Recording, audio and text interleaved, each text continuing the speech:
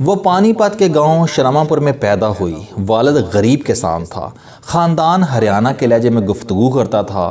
یہ ایک اکھڑ اور بدتمیز لہجہ ہے، اور کہا جاتا ہے کہ ہریانہ کو کوئی بندہ خواہ بھگوان کے اسکول میں بھی پڑھ لے، وہ اپنے لہجے سے فوراً پہچانا جائے گا۔ جہانوی پنور کی پرورش اس لہجے اور اس ماحول میں ہوئی۔ یہ پکی ہریانوی تھی، رنگ بھی کالا تھا، قد بھی چھوٹا تھا، اور قدرت نے اسے نین نقش بھی واجبی دیے تھے۔ چنانچہ یہ ہر لحاظ سے خوشحالی، تہذیب، تعلیم اور جسمانی خوبصورتی سے محروم تھی۔ لیکن پھر اس کی زندگی میں ایک چھوٹا سا تانا آیا، اور اس تانے نے اس کا مقدر بدل دیا۔ جہانوی میں نقل اتارنے کی قدرتی صلاحیت تھی۔ یہ مامی، چچی، پھپھو، گلی کے پھیرے بازوں اور ریڈیو ٹیلی ویژن کے اناؤنسرز کی ہو بہو نقل اتار لیتی تھی، اور یہ کام یہ سارا دن جی بھر کر کرتی تھی۔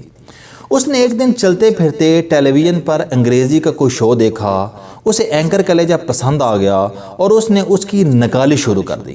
یہ اس کے لہجے میں انگریزی بولنے لگی۔ اسے لفظ نہیں آتے تھے، لیکن یہ پکا سا منہ بنا کر انگریزی لہجے میں باتیں کرتی رہتی تھی۔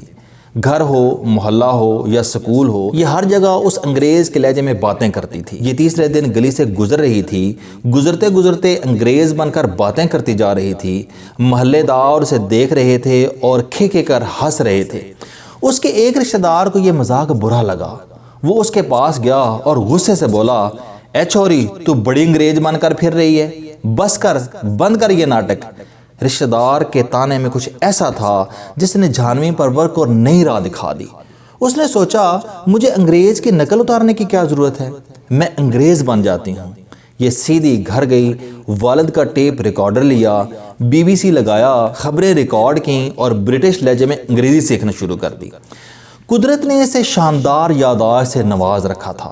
یہ جو لفظ سنتی تھی وہ اس کے ذہن سے چپک جاتا تھا۔ جہانوی 3 ماہ میں برطانوی لہجے میں فر انگریزی بولنے لگی۔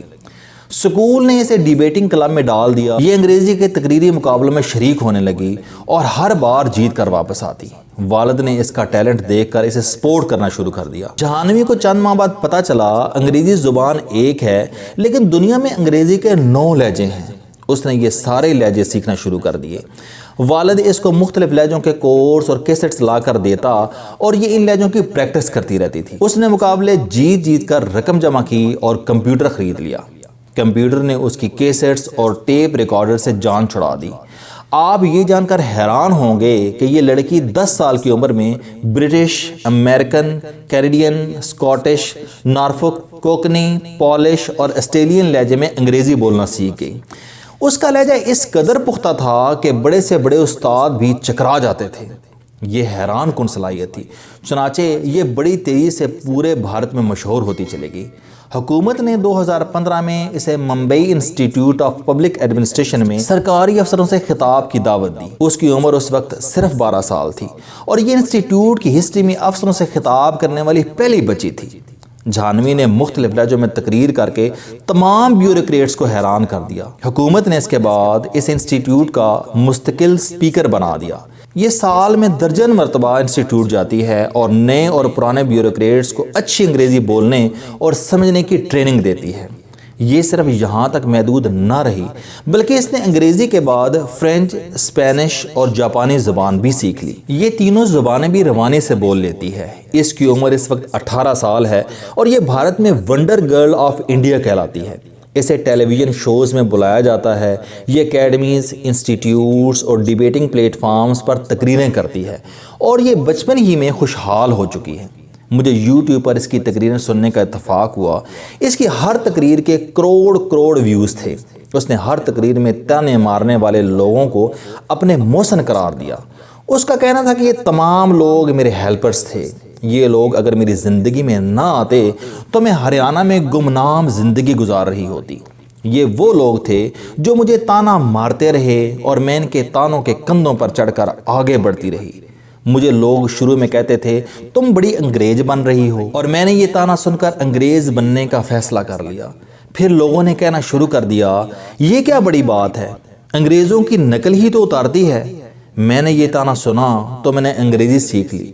پھر کسی نے کہا کہ یہ برٹش ایکسنٹ ہے۔ امریکی لہجے میں انگریزی بولے تو پھر دیکھیں گے، اور میں نے 9 کے 9 لہجے سیکھ لیے۔ پھر کسی نے کہا کہ یہ صرف انگریزی بول سکتی ہے، میں نے یہ سن کر فرینچ، اسپینش اور جیپنیز بھی سیکھ لی۔ پھر کسی نے کہا لفظ کچھ نہیں ہوتے، یہ تو طوطے بھی سیکھ لیتے ہیں، اصل چیز وزڈم ہوتی ہے، یہ لڑکی وہ کہاں سے لائے گی؟ اور میں نے وزڈم بھی حاصل کر لی۔ میں موٹیویشنل سپیکر بن گئی اور 500 لوگوں میں کھڑے ہو کر تقریر کرنے لگی۔ چنانچہ لوگ تانے مارتے رہے اور میں آگے سے آگے بڑھتی رہی، یہاں تک کہ میں 1.25 ارب آبادی کے ملک میں ونڈر گرل بن گئی۔ جھانوی کا کہنا تھا کہ تانے دینے والے لوگ، آپ کا مذاق اڑانے والے منفی رشتہ دار، بنیادی طور پر آپ کے ہیلپر ہوتے ہیں۔ آپ اگر ان لوگوں کو پازیٹیو لیں، آپ اگر ان کی باتوں کو اپنے لیے چیلنج بنا لیں، تو پھر آپ زندگی میں بہت آگے نکل جاتے ہیں۔ اور میں نے یہ کیا۔ میں نے یوٹیوب پر جھانوی کی باتیں سنی اور میں دیر تک اکیلا بیٹھ کر تالیاں بجاتا رہا اور اپنے آنسو صاف کرتا رہا۔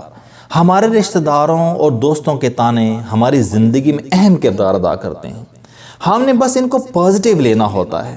میں پاکستان کے 3 ایسے نوجوانوں کو جانتا ہوں جنہیں لوگوں کے تانوں نے جھانوی کی طرح سٹار بنا دیا۔ یہ تینوں CSP افسر ہیں اور یہ تینوں انتہائی پسماندہ علاقوں سے نکل کر سامنے آئے۔ پہلا افسر DMG ہے۔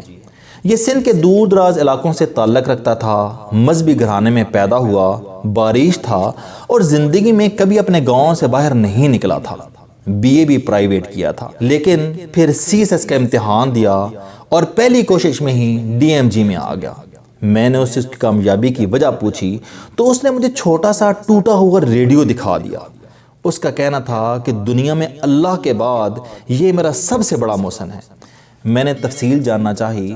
اس نے بتایا، میں اسے روز BBC کی خبریں سنتا تھا، اناؤنسر کے لہجے کی نقل کرتا تھا اور خبروں کے مواد کو اپنے ذہن میں اتار لیتا تھا۔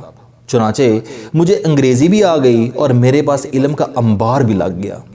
میں نے اس سے CSS کر لیا۔ دوسرا نوجوان اس وقت SP ہے۔ یہ سکول ٹیچر کا بیٹا تھا۔ گاؤں میں بجلی تک نہیں تھی، یہ لالٹین کی روشنی میں پڑھتا تھا۔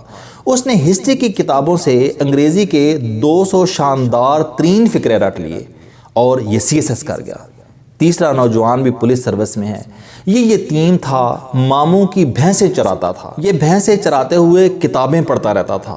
اس کے رشتہ دار اس کا مذاق اڑاتے تھے، اوے بھینسوں پر توجہ دیا کرو، تم نے پڑھ کر کون سا باؤ بن جانا ہے؟ اور اس نے یہ تانا سن کر باؤ بننے کا فیصلہ کر لیا۔ اس نے بھینسیں چراتے چراتے CSS کی تیاری کی، امتحان دیا اور پاس ہو گیا۔